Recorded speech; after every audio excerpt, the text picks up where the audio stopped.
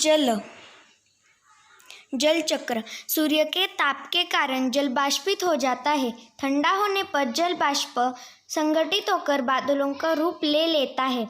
यहाँ से यह वर्षा अथवा वृष्टि के रूप में धरती या समुद्र के पर नीचे गिरता है।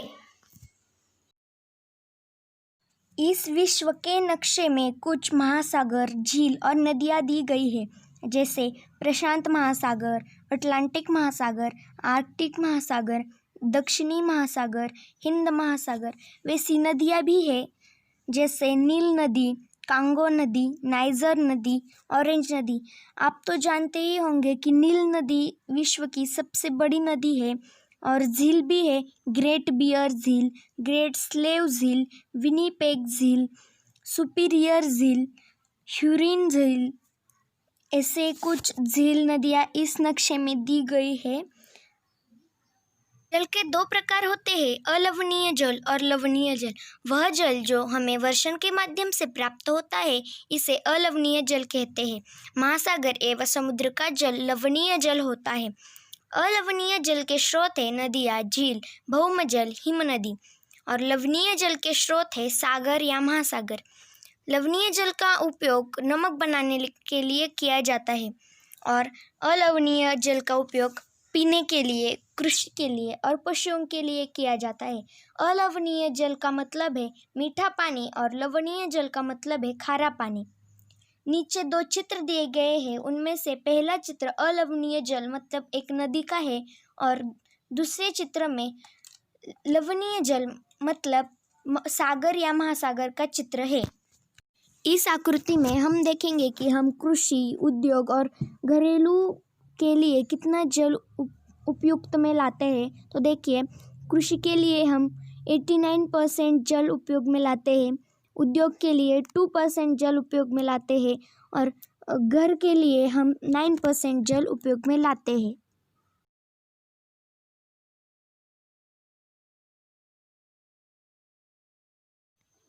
महासागरीय परिसंचन। ताल एवं झील के शांत जल के विपरीत महासागरीय जल हमेशा गतिमान रहता है। यह सभी शांत नहीं रहता है। महासागरों की गतियों को इस प्रकार वर्गीकृत कर सकते हैं, जैसे तरंगे, ज्वार भाटा एवं धाराएं। इसके आगे हम देखेंगे कि तरंगे क्या होती है, कैसी होती है, ज्वार भाटा क्या होते हैं, कैसे होते हैं और धाराएं क्या होती है, कैसे होती है। तरंगे। तूफान में तेज वायु चलने पर विशाल तरंगें उत्पन्न होती है। इनके कारण अत्यधिक विनाश हो सकता है। भूकंप, ज्वालामुखी, उद्गार या जल के नीचे भूस्खलन के कारण महासागरीय जल अत्यधिक विस्थापित हो जाता है। इनके परिणाम स्वरूप 15 मीटर तक की ऊंचाई वाली विशाल ज्वारीय तरंगें उठती है, जिसे सुनामी कहते हैं। तरंगों को सुनामी भी कहते हैं। तरंगों की और एक व्याख्या है, जैसे जब महासागरीय सतह पर जल लगातार उठता और गिरता रहता है तो इन्हें तरंगे कहते हैं। सुनामी एक बड़ी तरंगे होती है। ज्वार भाटा। दिन में 2 बार नियम से महासागरीय जल का उठना एवं गिरना ज्वार भाटा कहलाता है। जब सर्वाधिक ऊंचाई तक उठकर जल तट के बड़े हिस्से को डुबो देता है तो उसे ज्वार कहते हैं। जब जल अपने निम्नतम स्तर तक आ जाता है एवं तट से पीछे चला जाता है तो उसे भाटा कहते हैं। ज्वार भाटा के 2-3 प्रकार होते हैं, जैसे लघु ज्वार भाटा और बहुत ज्वार भाटा। सूर्य एवं चंद्रमा के शक्तिशाली गुरुत्वाकर्षण बल के कारण पृथ्वी की सतह पर ज्वार भाटे आते हैं। जब पृथ्वी का जल चंद्रमा के निकट होता है उस समय चंद्रमा के गुरुत्वाकर्षण बल से जल अभिकर्षित होता है, जिसके कारण उच्च ज्वार आते हैं। सूर्य, चंद्रमा एवं पृथ्वी एक सीध में होते हैं और इस समय सबसे ऊंचे ज्वार उठते हैं। इस ज्वार को वृत्त ज्वार कहते हैं। लेकिन जब चांद अपने प्रथम एवं अंतिम चतुर्थांश में होता है तो पृथ्वी एक सूर्य का गुरुत्वाकर्षण बल विपरीत दिशाओं से महासागरीय जल पर पड़ता है। परिणाम स्वरूप निम्न ज्वार भाटा आता है। ऐसे ज्वार को बृहत ज्वार कहते हैं। ये एक लघु ज्वार भाटा का चित्र है। पृथ्वी के सामने सूर्य है और सूर्य के सामने पृथ्वी है। वैसे ही पृथ्वी के ऊपर चंद्रमा है और चंद्रमा के नीचे पृथ्वी है। ऐसी आकृति होने पर वह लघु ज्वार भाटा होता है। ये चित्र बृहद ज्वार भाटा का है। इसकी पहली आकृति में सूर्य और पृथ्वी के बीच चंद्रमा है और दूसरी आकृति में सूर्य और चंद्रमा के बीच पृथ्वी है।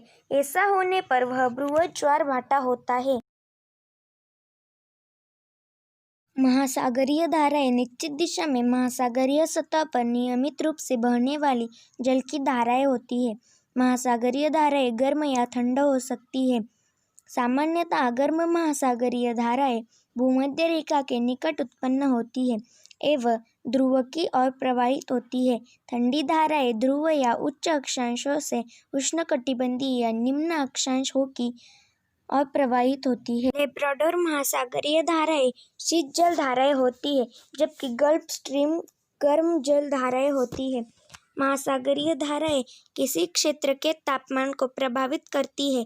गर्म धाराएं से स्थलीय सतह का तापमान गर्म हो जाता है। जिस स्थान पर गर्म एवं शीत जल धाराएं मिलती है वह स्थान विश्व भर में सर्वोत्तम मत्स्य क्षेत्र माना जाता है। जहाँ गर्म एवं ठंडी जलधाराएं मिलती है वहाँ कुहरे वाला मौसम बनता है। Chapter is over now. Thanks for watching.